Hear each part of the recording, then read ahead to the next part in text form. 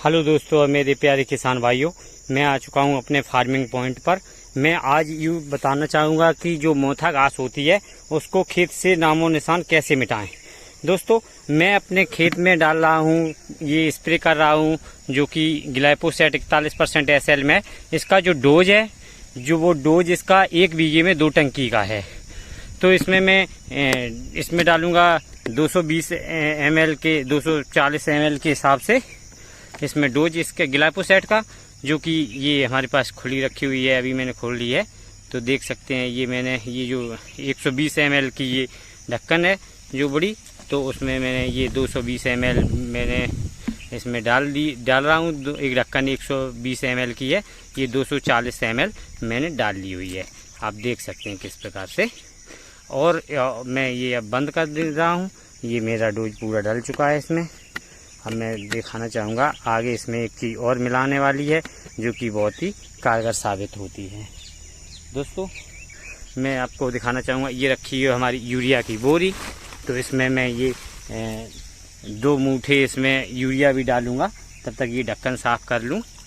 तो इसमें मैं ये 2 मूठे यूरिया भी डालूँगा। ये टंकी मैंने पहले से ही भर रखी थी, तो इसमें ये 2 मूठे मैंने यूरिया के भी डाल दिए हैं, जिससे कि पौधा जो यूरिया के माध्यम से दवा को जल्दी अवशोषित कर लेता है। तो उससे ये इसका यूज जो होता है तो वो जल्दी कारगर एकदम साबित होता है। दोस्तों देखिए, मैंने ये डाल ली हुई है और मैं अब इसको पूरा टंकी भर लूँगा।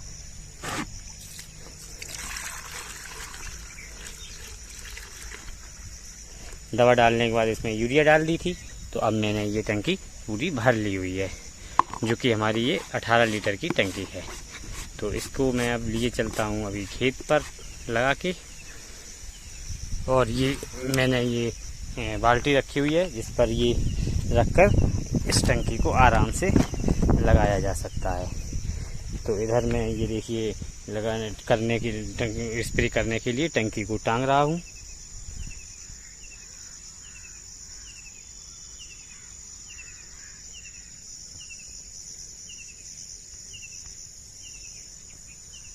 टंकी लेकर मैं अब चल रहा हूँ अपने खेत में, जहाँ पर ये मैं पानी भर रहा था, टंकी भर रहा था।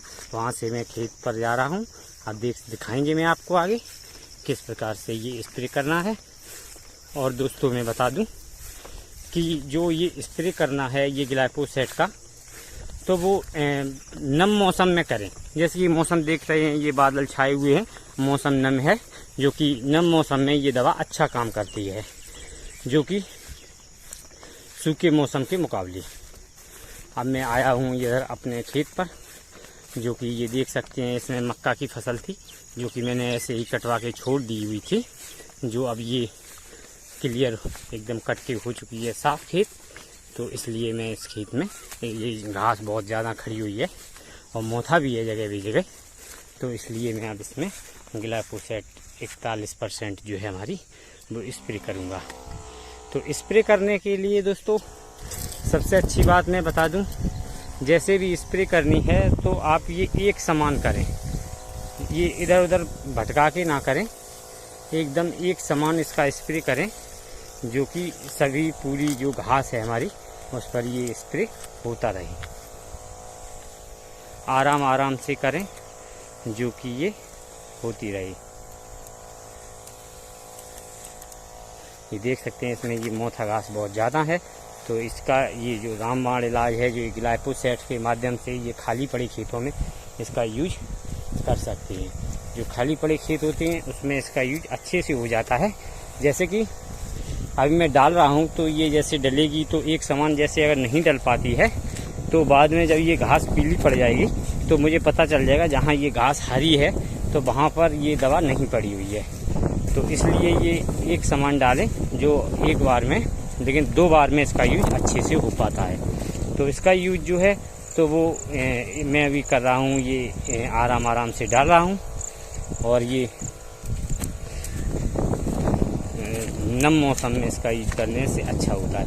तो देख सकते हैं ये भी नम मौसम है इसमें, तो मौसम भी नमदार है, एकदम बढ़िया सुहाना है। तो डालने में भी मुझे कोई गर्मी का सामना नहीं करना पड़ रहा है और मौसम ठंडा है, तो इसलिए मैं बड़ी आसानी से इसे डाल रहा हूँ। और ये जो धान इसमें लगाएंगे तो इस किनारे की जो मेड़ है इन पर भी ये दवा डल जाएगी। तो इससे ये हमारी दवा जो अच्छे से कारगर काम साबित करेगी।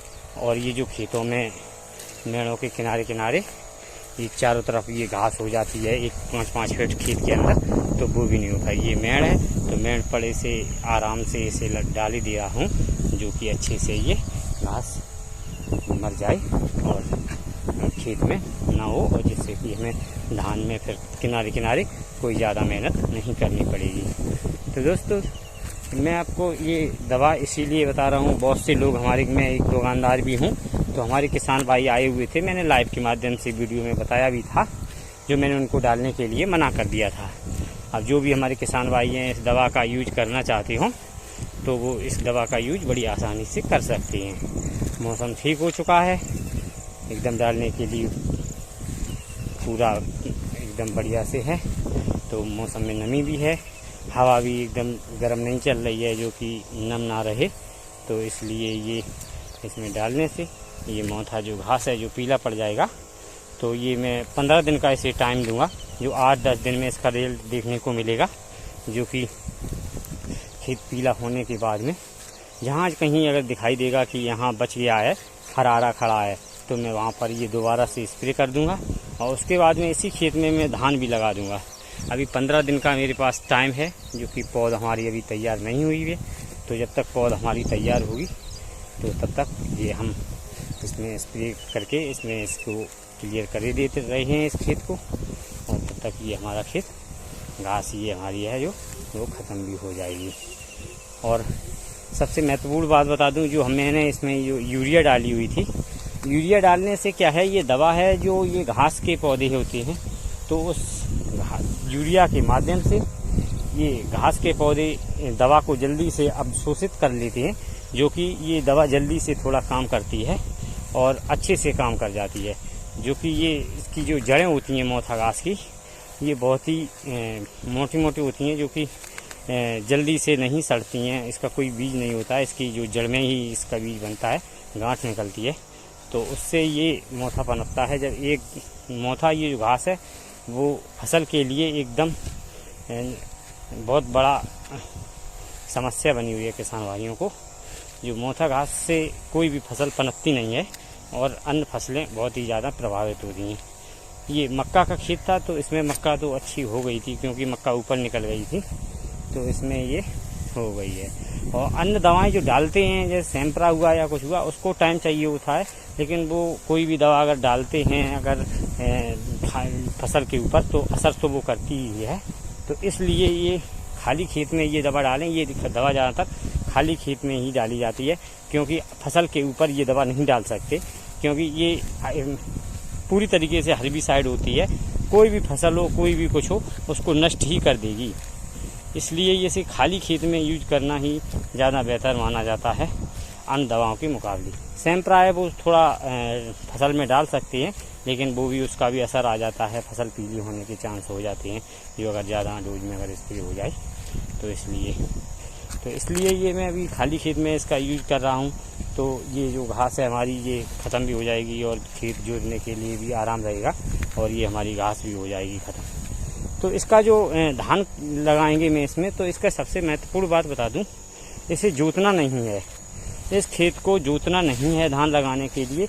ये सीधा जब धान लगाएंगे तो इसका सीधा इसका पानी भरकर इसका जो खेत है उसका कंदुअर करेंगे, जो कंदुअर बोलते हैं हमारी भाषा में, तो इसका सीधा ही कंदुअर इसका कर देंगे। तो जो घास है हमारी वो नीचे ये मिट्टी में दब जाएगी और पानी इसे पर्याप्त मिल जाएगा। तब तक इसकी जो जड़ें वगैरह हैं वो डैमेज हो जाएंगी और ये जो घास है जो वो नहीं पनपेगी। तो इसलिए इसे ये नहीं करना है कि डाल दी दवा और 4 से 8 दिन में इसे जोत दिया जाए, तो इस दवा का जो असर है जो इस घास के पौधों पर वो कम हो जाएगा और घास पूरी तरीके से ख़त्म नहीं हो पाएगी।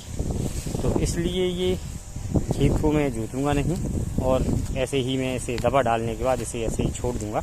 जब इसमें धान की रोपाई करूँगा तो सीधा इसमें पानी भरकर इसकी कंदुअर कर दूँगा, जिससे कि जो घास है वो पानी के अंदर बनी रहेगी और सड़ जाएगी, और जो दवा का असर होगा इन मोथा की जड़ों पर वो भी बना रहेगा।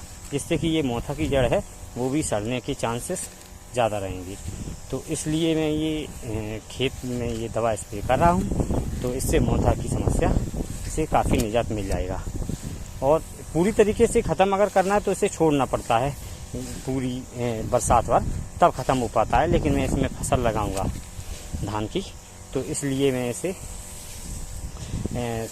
60 से 70% तक तो ये ख़त्म हो ही जाता है। ये मेरा 10-12 सालों का ये प्रैक्टिकली अनुभव है, जिसके माध्यम से मैं आपको बता रहा हूँ। ये कोई मेरा ऐसा सुझाव नहीं है कि ये देखा हुआ या कि किसी का हो, ये मेरा खुद का किया हुआ अनुभव है। और मैं खुद के ही ज़्यादातर वीडियो जो हैं वो खुद के ही डालता हूँ, जिससे कि किसान भाई को सीधा एकदम लाइव जैसा ही एकदम प्रतीत हो और अच्छे से देखने को मिले।